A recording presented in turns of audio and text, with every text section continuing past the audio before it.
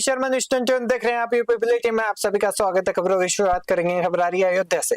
अयोध्या के थाना केंद्र क्षेत्र स्थित कौशलपुरी कॉलोनी फेज 2 में डंपर चालक की लापरवाही से एक विद्युत पोल गिर गया। बताया जा रहा है कि डंपर ने पोल को जोरदार टक्कर मार दी, जिससे पोल टूटकर सड़क पर जा गिरा। हादसे के बाद भी क्षेत्र में विद्युत आपूर्ति जारी रही, जिससे कभी भी बड़ा हादसा होने की आशंका बनी हुई है। स्थानीय लोगों ने विभागीय लापरवाही पर नाराजगी जताई है। घटना के बाद अब तक पोल को दुरुस्त नहीं किया गया है। लोगों ने बिजली विभाग से तत्काल सुधार कार्य करने की मांग की है, ताकि किसी बड़ी दुर्घटना से बचा जा सके। अयोध्या से ब्यूरो रिपोर्ट।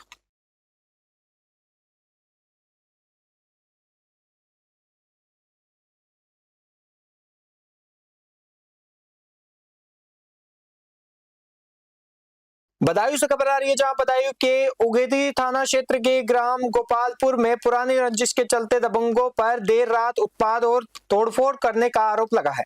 पीड़ित परिवार के अनुसार करीब 1 बजे आरोपियों ने घर और खेत पर हमला किया। इस दौरान डीजल इंजन उड़ाकर नाले में फेंक दिया गया। कुट्टी मशीन और चारपाई को भी नुकसान पहुंचाया गया और छप्पर, तिरपाल और लोहे के पाइप भी तोड़ दिए गए। आरोप के हमलावरों ने गाली गलौज करते हुए ईंट पत्थर भी फेंके और पशुओं को खोलकर ले जाने की कोशिश भी की। डायल 112 पुलिस की सूचना पर आरोपी मौके पर फरार हो गए। पीड़ित ने थाना उगेती में तहरीर देकर कार्रवाई और सुरक्षा की मांग की है। बदायूं से सचिन शर्मा की रिपोर्ट देखते हैं।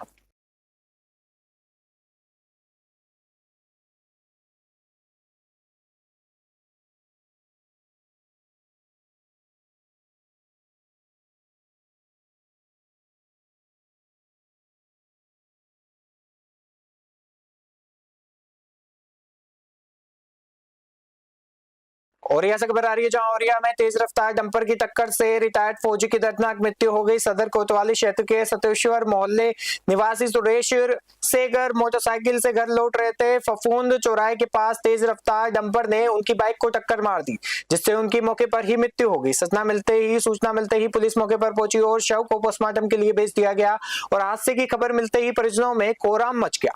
पुलिस ने डंपर को कब्जे में लेकर मामले की जांच शुरू कर दी है और हादसे के चलते कुछ देर यातायात भी प्रभावित रहा, जिसके बाद इसे सामान्य कराया गया। और यहाँ से आकाश मिश्रा की रिपोर्ट देख रहे हैं। जानकारी ये है कि यहाँ पे आए दिन डंपर बेतरतीब चलते हैं, ओवरलोड और बेतरतीब।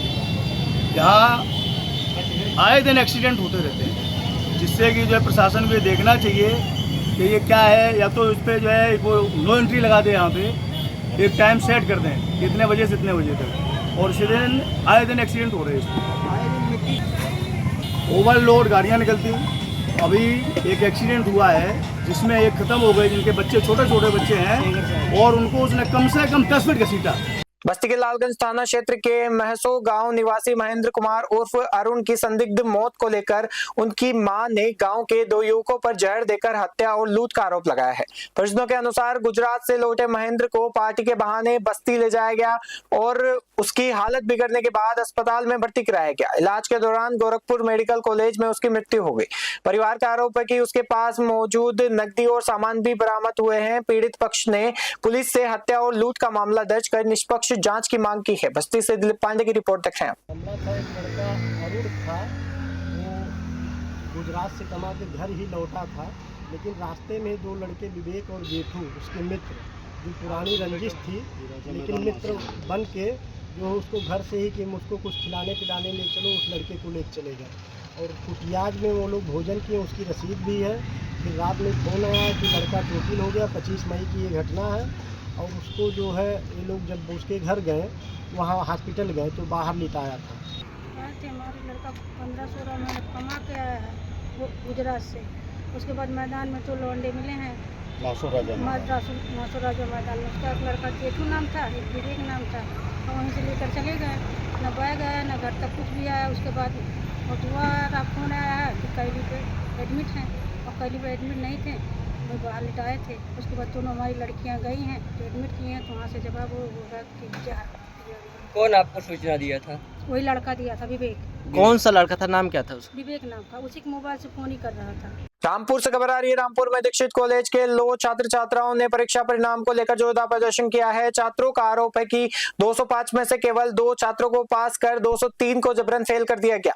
नाराज छात्र छात्राओं ने जिलाधिकारी को संबोधित ज्ञापन सिटी मजिस्ट्रेट को सौंपकर निष्पक्ष जांच और कार्रवाई की मांग की है।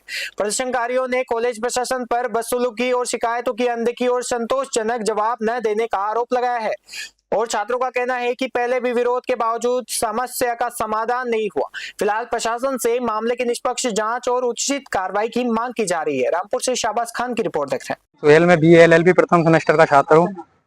हमारा प्रथम सेमेस्टर के जो एग्जाम हुए थे सर वो 17 फरवरी 2026 को हुए थे, जिसका रिजल्ट हमारा 28 जून 2026 को आया है।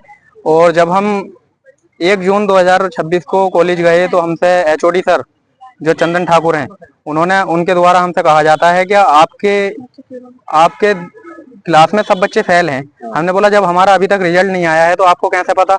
बोले वो हमने लगा लिया है। मैंने कहा तो हमारा रिजल्ट दो। हमने दूसरे दिन को गए कि हमारा रिजल्ट दो। बोले कोई बात नहीं, आप इसमें अपने एग्जाम दो। वो पूरी तरीके से फेल कर दिया गया है। किसी के 0-0 नंबर है और किसी के 6-6 नंबर है, 0, 6, 13 इस टाइप से नंबर है। और बच्चों के अकॉर्डिंग जो कहा गया है कि वो बच्चे पूरी कॉपी में जो बच्चे हैं वो BA MA में A ग्रेड B ग्रेड से पास होके आए हैं और उसके बाद भी उन लोगों को 0-0 नंबर दिए गए।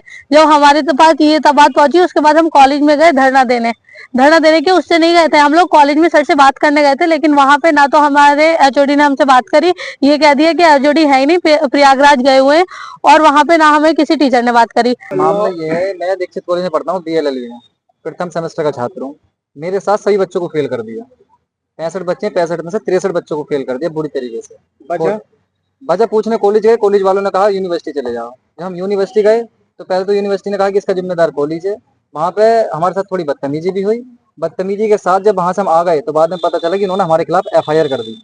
4 से 5 बच्चों के नाम लिख दिए आदि करके। उनके कहने का मतलब है कि सबके नाम FIR क्यों लिखी गई है? FIR ये लिखी गई थी कि हमने कहा तो कुछ और था, हमने सिर्फ यूनिवर्सिटी हाय हाय नारे लगाए थे, लेकिन उन्होंने इसमें FIR में लिख दिया कि तुमने कहा है कि बिश्नोई समाज को गलत बोला है।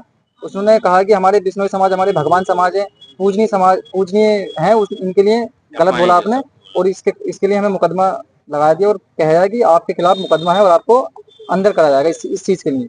जो वहाँ के DC हैं उन्होंने ये बात कही है।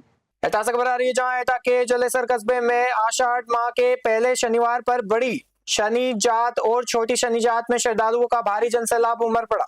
दूर दराज से पहुंचे श्रद्धालुओं ने पूजा अर्चना कर शनिदेव को अर्पित किए फूल और आशीर्वाद लिया। भीड़ को देखते हुए पुलिस और प्रशासन ने बैरिकेडिंग सहित व्यापक सुरक्षा व्यवस्था की। SDM पीयूष रावत और CO ज्ञानेंद्र प्रताप सिंह लगातार व्यवस्थाओं का निरीक्षण करते रहे।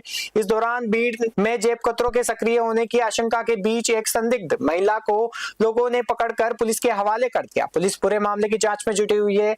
एटा से राज अली खान की रिपोर्ट देख रहे हैं।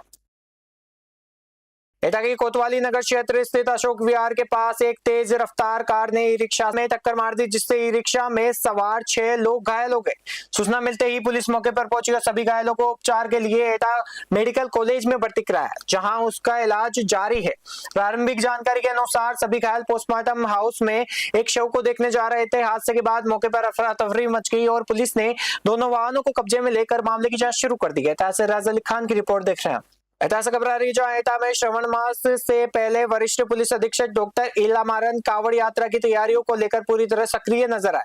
उन्होंने थाना मिरहची देहात कोतवाली और कोतवाली नगर क्षेत्र में कावड़ मार्ग का निरीक्षण कर सुरक्षा व्यवस्थाओं का जायजा लिया। निरीक्षण के दौरान यातायात रूट डायवर्जन, बैरिकेडिंग और पुलिस तैनाती और अन्य आवश्यक इंतजामों की समीक्षा की गई।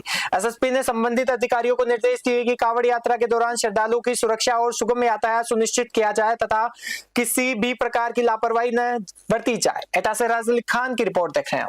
गाजियाबाद से खबर आ रही है। गाजियाबाद के लोनी में प्रशासन ने बड़ी कार्रवाई करते हुए लोनी गाजियाबाद मुख्य मार्ग के किनारे करीब 15 साल पुरानी सैयद बूरे शाह नाम की अवैध मजार को ध्वस्त कर दिया। ये कार्रवाई लगातार लगने वाले ट्रैफिक जाम और आम लोगों को हो रही परेशानी की शिकायतों के बाद की गई।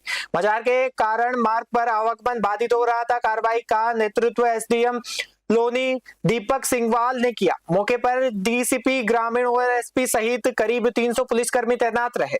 पूरे क्षेत्र में बैरिकेडिंग कर सुरक्षा व्यवस्था मजबूत की गई। कार्रवाई पूरी तरह शांतिपूर्ण रही और किसी भी प्रकार का विरोध नहीं हुआ। अधिकारियों ने बताया कि सार्वजनिक भूमि से अतिक्रमण हटाने का अभियान भी जारी रहेगा। गाजियाबाद से जयद अंसारी की रिपोर्ट देख रहे हैं।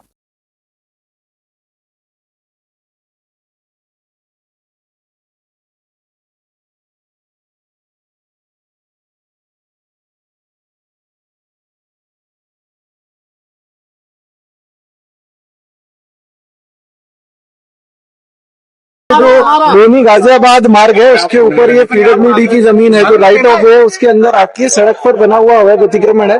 इसको लगभग यहाँ 10 से 15 वर्ष हो चुके हैं। तो इसको इसी सड़क से जो भी अवैध अतिक्रमण उसको हटाने के अभियान में हटाया जा रहा है। क्या प्रक्रिया अपनाई गई है हटाने के लिए? क्या कोई किसी तरह का आदेश हुआ था? कोर्ट में मामला चला था? नहीं, कोर्ट में कोई मामला नहीं चला था।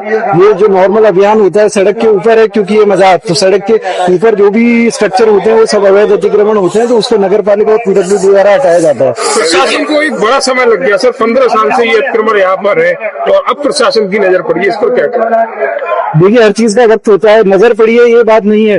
अब कल भी कोई काम होगा तो उसका मतलब ये नहीं होगा कि 16 साल हो जाएंगे। कितनी जगह है सर इसमें जो अतिक्रमण किया हुआ है? ये लगभग 50 गज की जमीन है जो घेर रखी है अतिक्रमण में। ये लोनी गाजियाबाद मार्ग जो है इस पर एक मजार है जिसको आज क्या नाम है पीडब्ल्यूडी द्वारा और जो यहाँ पे नगर पालिका है उसके द्वारा हटाए जाने का निर्णय लिया गया है। उस एक संदर्भ में यहाँ पर आज पर्याप्त मात्रा में पुलिस बल लगाया गया है। यहाँ पर लगभग 300 के आसपास हमारी सिविल पुलिस है और 2 प्लाटून पीएसी है और ये कार्रवाई अभी शुरू करने जा रहे हैं। सर कब से बनी हुई है, इसके बारे में कोई जानकारी मिल पाई है क्या? ये डिटेल्स अभी जो आपका पीडब्ल्यू विभाग है बता पाएगा। आपसे सर दुर्गा के क्या नाम दिया गया? जो जगह जगह पर ऐसे जगह इनको विभिन्न नामों से पुकारा जाता है, यहाँ पर किस नाम से ही बनी हुई? अभी देखिए जैसे हमारे बताया कि ये सब डिटेल्स उनके पास है। हम तो सुरक्षा व्यवस्था के लिए यहाँ पर हमारी फोर्स लगी हुई है और उस संदर्भ में हम लोग सुरक्षा व्यवस्था सुनिश्चित कराएंगे। यूपी बुलेटिन में फिलहाल के लिए इतना ही। देखते रहिए न्यूज़ 21। नमस्कार।